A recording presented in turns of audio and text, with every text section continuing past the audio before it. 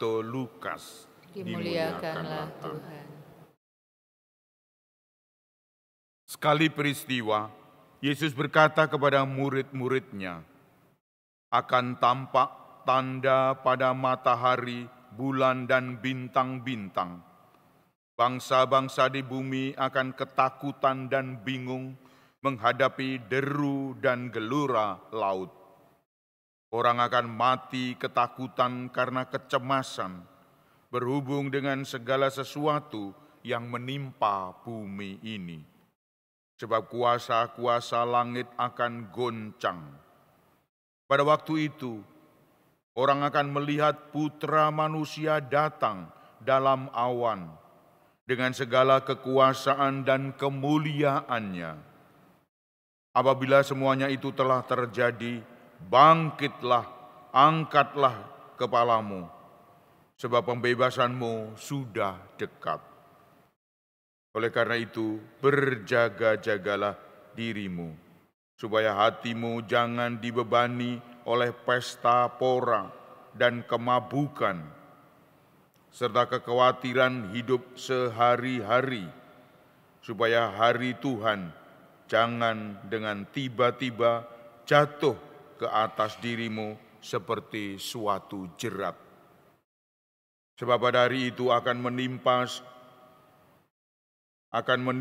semua penduduk bumi ini. Berjaga-jagalah senantiasa sambil berdoa, supaya kamu mendapat kekuatan untuk luput dari semua yang akan terjadi itu, dan supaya kamu tahan berdiri di hadapan Putra Manusia. Demikianlah Injil Tuhan. Terpujilah Kristus.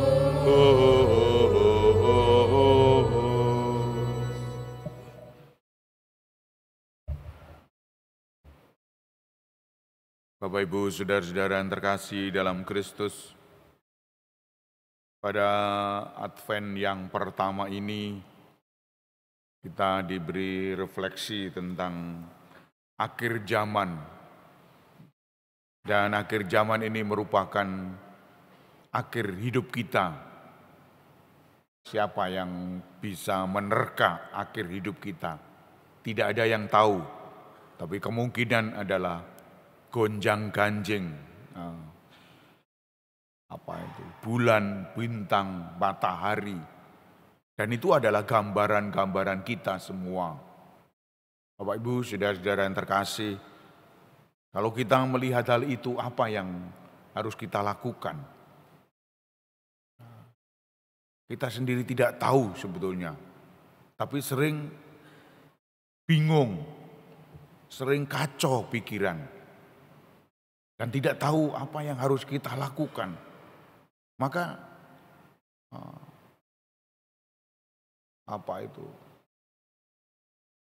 terserah diri kita, mau ke sana, mau ke sini, mau ke situ. Ini dibuat diri kita seperti itu. Bagi iman yang kuat, mungkin tabah, tawakal. Bagi iman yang kuat seperti itu. Bagi iman yang sering berpesta-pora, mabuk-mabukan, bingung harus kemana ini. Atau kalau tidak istilahnya kita, wah kalau begitu hidup sekali saja, ayo berpesta-pesta sekalian. Tapi mungkin tidak bisa begitu. Atau juga yang lain, ya mungkin di negara sana, wah mabuk-mabukan. Mungkin juga molimo, madon, maling, mencuri, dan semuanya itu. Maka Bapak, Ibu, saudara-saudara yang terkasih, seharusnya kita seperti tawaran Allah. Allah menawarkan dalam diri kita, tenang, jangan takut, berdoalah, berjaga-jagalah. senantiasa. Kalau kita sendiri tetap tabah dalam kondisi seperti itu, kita tetap rukun, tetap santai dalam hidup ini. Tidak gerusa-gerusu, tidak melakukan hal-hal yang tidak pada semestinya. Kita tetap tenang. Oleh karena itu Bapak Ibu, kita diberi anugerah-anugerah ketenangan untuk jiwa kita agar mengadu, merenggut kepada Tuhan. Hidup kita adalah karena Tuhan, untuk Tuhan, demi Tuhan. Maka itu yang kita lakukan. Kita tenang, kita berdoa, berjaga-jaga, dan berdoa. Oleh karena itu Bapak Ibu, sering tidak karu-karuan orang itu. Kalau sudah mendekati ajalnya, mengeluh kepada Tuhan atau juga Tuhan, anak saya masih banyak, anak saya 5, kecil-kecil, bagaimana ini hidup, saya sendirian, harus ditimpa malapetaka seperti ini. Suami sudah lama meninggal, dan anak masih kecil-kecil, harus diopeni dengan apa ini. Satu lagi, suami atau istri kena penyakit, tidak sembuh-sembuh, ngelimpruk di di ranjang saja. Mengapa Tuhan menghadiahi saya seperti ini? Bapak Ibu, saudara-saudara yang terkasih, kita mengeluh kepada Tuhan. Tidak legowo, santun kepada Tuhan. Dan hidup kita memang seperti itu, harus santun. Kita hanya bisa berpasrah, harus bisa melakukan hal-hal ini. Orang yang kadang-kadang pergi ke gereja, selalu selalu aktif, selalu pelayanan, tapi masih ada kena musibah. Satu belum selesai masalahnya, muncul lagi yang lain. Ini ada apa ini? Ada apa? Jangan-jangan kerajaan Allah sudah datang pada diri kita, sudah dekat dengan diri kita. Oleh karena itu Bapak Ibu, kita mesti dianugerahi kekuatan untuk saleh, kekuatan untuk hidup. Tidak sembrono melakukan hal-hal itu. Oleh karena itu, percayalah bahwa Tuhan memberikan pencobaan-pencobaan ini tidak melebihi kekuatan kita, tidak melebihi daya nalar kita, daya pikir kita. Itu harus kita jaga. Meskipun kita habis-habisan dibuat seperti Ayub misalnya. Ayub itu habis-habisan. Tetapi Ayub tetap setia kepada Tuhan. Dan kesetiaan itu akan membuahkan hasil yang sangat indah. Bapak Ibu, saudara-saudara yang terkasih, pernah kami nonton Netflix. Itu filmnya bagus-bagus, enggak usah nonton. Saya beri cerita. Netflix ini cerita soal orang-orang yang dibuang melihat hal-hal yang indah di negara sana. Negaranya miskin. Lalu dia dibuat indah, lalu dia singkatnya dia dimasukkan ke dalam trailer, dibuat trailer. Dan dia masuk dalam trailer itu lalu tidak tahu mau kemana ini, karena ini pelarian, dibuang, karena melihat keindahan, ditipu. Masuk ke daerah yang tidak karu-karuan itu. Lalu dia dibuka semua, waduh kok pemandangannya kok seperti ini. Kamu ditutup lagi. ternyata itu mau dibunuh. Ternyata mau dibunuh. Hanya diambil harta bendanya oleh orang-orang itu, oleh penyamun itu. Lalu ada satu yang selamat, satu yang hamil tua, ada selamat di atas. Semua dibunuh.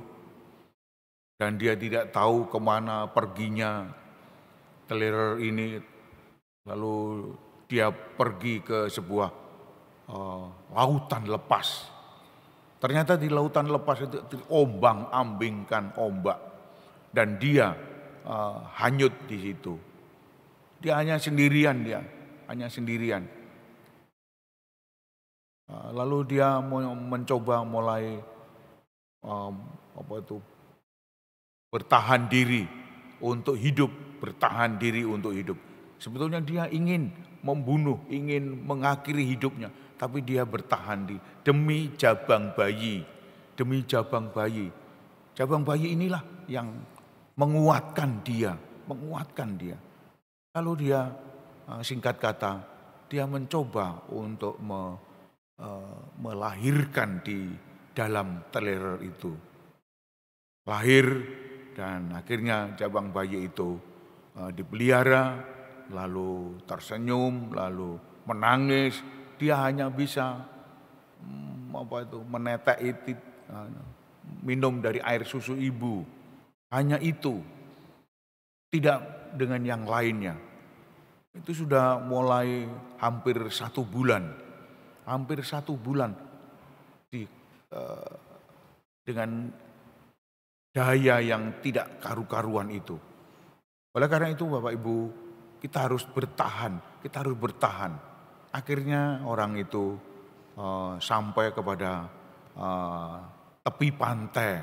Akhirnya, tapi sebetulnya ceritanya panjang. Akhirnya satu pantai, lalu dia mulai ditolong oleh seorang pengail ikan. Tolong, lalu dia mulai disembuhkan dan selamat. Ini adalah cerita yang hanya cerita omong kosong mungkin, tapi tetap bertahan diri. Orang yang tetap bertahan diri, orang yang tetap hidup dalam angan-angan, tapi real. Dan ia bisa menghayati hidup ini dengan semestinya. Oleh karena itu Bapak Ibu, kalau kita hidup lalu dengan ombang-ambingkan masalah-masalah seperti itu, tidak ada habisnya masalah ini. Selama ada di dunia ini terus ada masalah. Tidak perlu harus khawatir, tidak perlu harus takut. Tuhan pasti akan hadir menaungi diri kita. Apa yang dari Yeremia tadi, Tuhan pasti hadir. Tunas keadilan dimunculkan di sini. Dan itu adalah nyata. Dahulu sudah terjadi, sekarang nyata. Mungkin bentuknya bukan itu, tapi bentuknya adalah kekuatan dalam diri kita. Kekuatan untuk hidup.